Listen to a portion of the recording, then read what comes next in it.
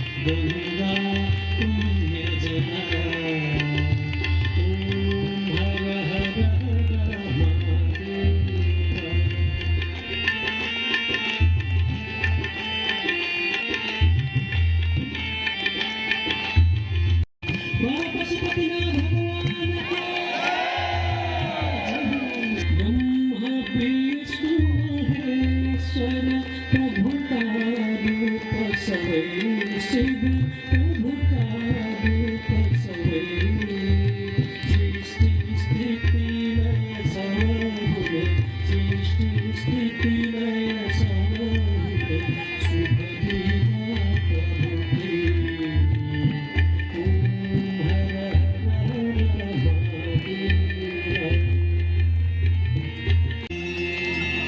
बाबा पशुपतिनाथ को